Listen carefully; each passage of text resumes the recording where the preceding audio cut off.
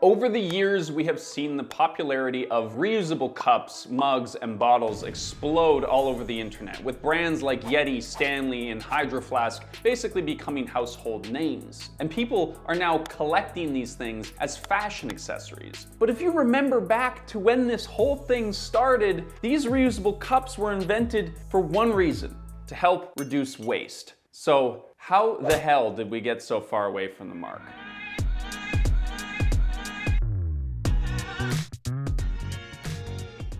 A huge thank you to Ground News for sponsoring today's video.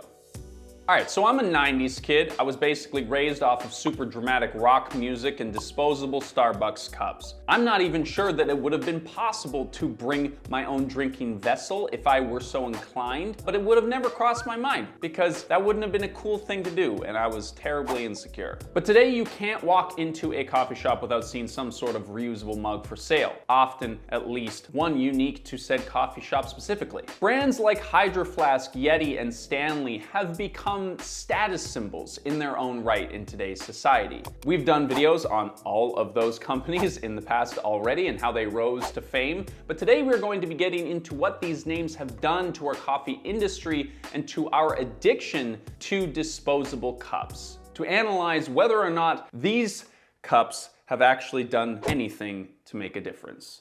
Now, I probably don't need to tell you that disposable single-use cups suck. I feel like that's something that literally everyone can get behind. We've all heard the stats. Billions and billions of these things are thrown out every single year, and despite the fact that they look like paper, most of them cannot be recycled because there is a plastic lining that apparently we don't know what to do with. The crazy thing is that the paper-ish cups didn't really gain traction until the 1980s when Starbucks started pushing the idea, and we already can't imagine life without them. That's because coffee shops weren't just selling a new product at the time, but an entire cultural shift. If you've seen our Mocha Pots video, you might remember that back in the day, Italian coffee shop culture was centered around leisure and community. You'd go there, you'd sip a brew with some of the boys while you're playing cards after a long day's work. The disposable cup was perhaps the final death blow to this kind of culture and the birth of a new era where speed and convenience were paramount. Coffee became the emblem of a frenzied working class, a sign that you've got important places to be and things to do. As one article put it, disposable cups became synonymous with surviving the workday, a reality frequently referenced in our pop culture today. 8 double tall lattes, 1 with no foam, and 1 Starbucks compilation CD. Of course, paper cups aren't the biggest environmental concern that we could be possibly tackling, and they definitely aren't the first single-use product to enter the mainstream, but they are perhaps the most symbolic of our modern disposable culture. It's honestly at the point today where most people probably can't even imagine ordering a drink in a coffee shop and not getting their own cup with it. Just as this disposable cup culture became the norm, we were also starting to realize that we should probably come up with a different option before we're buried alive in these things. Which is exactly how the first ever barista standard reusable coffee cup was born, Keep Cup. If paper cups were the symbol of a modern throwaway culture, then Keep Cup became the symbol of a new enlightened way of living sans unnecessary waste. They were invented by an Australian brother-sister cafe-owning duo who wanted to offer their customers a better, more sustainable option. These sleek little cups solved all the problems the siblings had with previous options. They were cute, they were simple to make coffee in, and of course, they were reusable. They were something that customers and baristas alike could rally behind, and they were a pretty big deal. Early adopters bought these guys primarily for altruistic reasons, but the trend soon spread to the point that in Australia, Keep Cup is basically synonymous with any kind of travel mug, just sort of like how thermos is here in North America. If any of our Australian viewers can confirm this one, that would be kind of interesting to see down in the comments below. Now today, I would say that Keep Cup itself is no longer the it thing to have, because there is just an ever-expanding array of contenders that have risen to give them some competition. Fellow, Mirror, Kinto, Clean Canteen, Yeti, etc. The list goes on. Keep Cup effectively jump-started an entire industry dedicated to producing the perfect on-the-go option that reduces waste while still being kind of fashionable. And by 2019, the market was up to $13 billion. It hit a bit of a snag back then when we had that whole pandemic thing go on, but things have actually bounced back somewhat. And by 2031, the market is projected to grow to almost $25 billion. And some good news on that front, perhaps. There is recent news that Starbucks is going to start allowing customers to use reusable cups in their drive-thru and mobile orders again. We found this news story on Ground News. We use their app and website, which gathers thousands of news articles in one place with context you won't get anywhere else. You can check them out at ground.news/futureproof. Now, some of these articles just explain that Starbucks is looking to reduce waste and the basics on how they're implementing this new program, while others deep dive into the logistics of this and how other coffee chains are following suit, as well as the larger cultural context here. Over 60 sources are covering this. However, if you only read right-leaning sources, you might have missed it.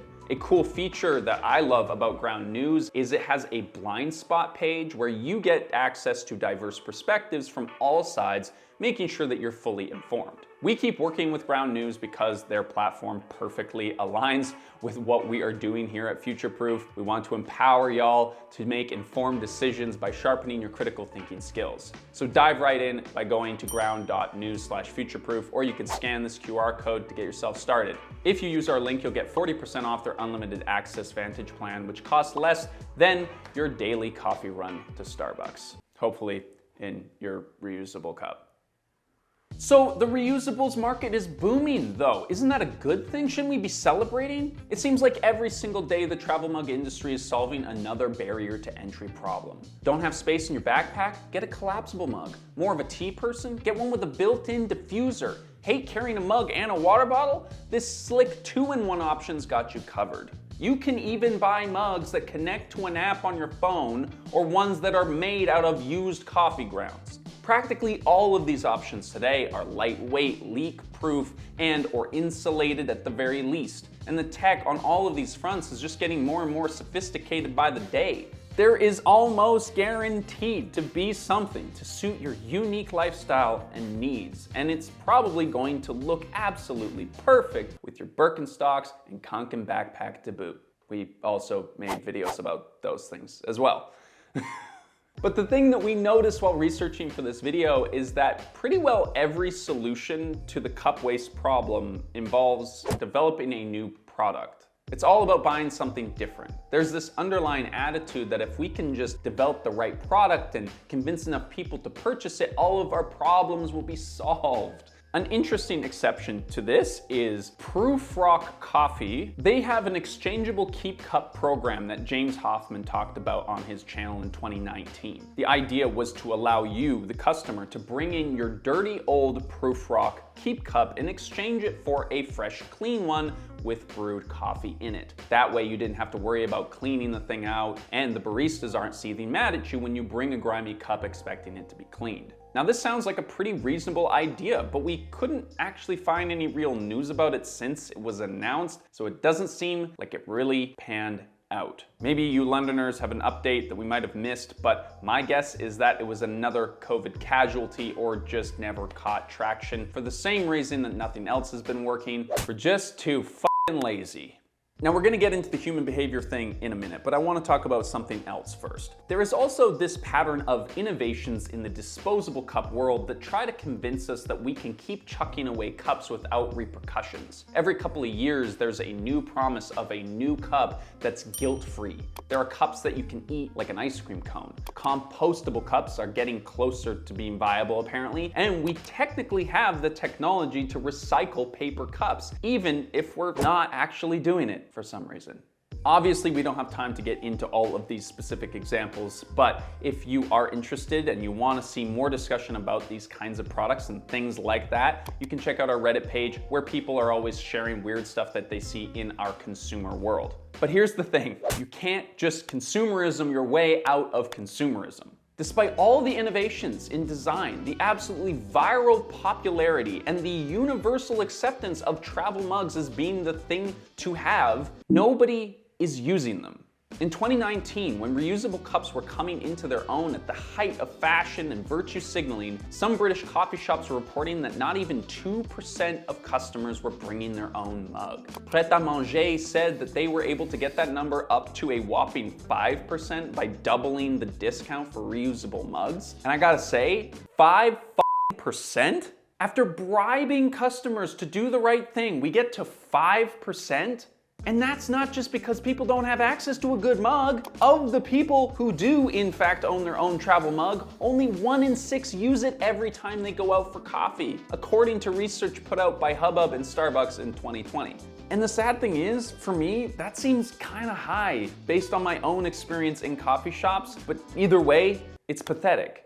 On their website, Keep Cup would argue that this is simply due to a lack of options from the customer's part, that we would all be willing to sacrifice convenience for the planet if only the right option was available, which is a nice thought. And I like to think that Keep Cup is just a little naive kitten in this circumstance that believes in this fairy tale, but sadly, it's BS. We have the options. We have way too many options. We're overflowing with options. And sadly, not even 5% of us are using it. And listen, it's not about us. We're not bad people. It's not you and me's fault. It's because disposability has been baked into the fabric of our culture. And look, just for reference, we're not saying that, if you use a disposable cup, you're an asshole. The producer of this channel just got this in a disposable cup from a cafe down the street. So we're all human. We're all struggling with it.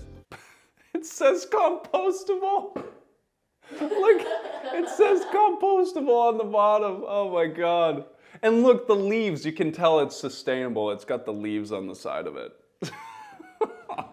The sad reality is that it doesn't matter how advanced, convenient, and beautiful these mugs get, they will never be as convenient as a free cup from the shop that you just chuck away when you're done. The fact that we have to remember a travel mug, pack it around all day, and then the real clincher, rinse it out when we're done, is just too much to ask. And yet we keep buying these overbuilt mugs because it makes us feel better, like we're making a difference. And as a bonus, it's a visual signal to others that we're doing the right thing. We forget that by some estimates from a carbon perspective, you would need to use that cup like 20 to 1,000 times to make it better than a disposable one. These are resource-intensive products, and the more built up they are, the more that goes into them, the more impact they have. And if they're just collecting dust on a shelf, that doesn't help the planet or anyone else. Now, thankfully, there are businesses and researchers experimenting with solutions to this problem, and we've already learned a lot of things. Discounts may not be super motivating, but there is promise in refraining a cup as an additional cost. We do this in grocery stores already, asking customers if they want to buy a bag, and we could do the same thing with cups, forcing us to stop and consider for a moment the consumption cost of our actions. But there is definitely something deeper here that we need to address, which is why throwaway culture exists in the first place. There's no one reason, of course, but a big factor is that as a culture, our values have completely shifted in the last century or so. None of this would be a problem if our items weren't commodified in the way that they are, or we weren't forced into such a frantic culture of efficiency and speed. Sitting in a coffee shop and sipping with your friends at the end of a workday is just not how coffee is consumed for the most part. Instead, we're always rushing from place to place, trying to get as much money so that we can buy as much as we possibly can. One way or another, the only way out of this mess is to change the way that we think about the world, build new habits, or just try not to get depressed along the way. And here's a slightly more positive take. Every time that you bring your reusable cup into a coffee shop, it makes it that much more likely that the person next to you will too. We're social creatures. There's millions of people out there who would just jump on the reusable bandwagon if enough other people did too. So hopefully you are not too depressed to keep using your reusable mugs. And if you did enjoy today's video, make sure that you are subscribed so that you can see more content from us every single week. Thank you so much for watching.